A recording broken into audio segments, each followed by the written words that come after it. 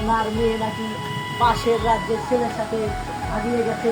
না, আমি এটা বিশ্বাস করি না, আমি এটা বিশ্বাস করি না, না না না, আমি এটা বিশ্বাস করি না। মহারাজ তুই না, আমি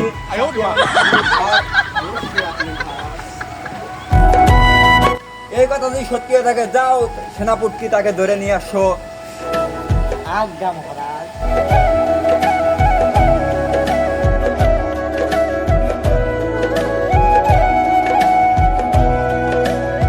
আজ্ঞা হুজুর।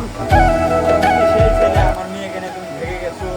জি মহারাজ, আপনার মেয়েকে আমি অনেক দিন ধরে ভালোবাসতাম, সেই দেখে আমি আপনার মেয়েকে এই,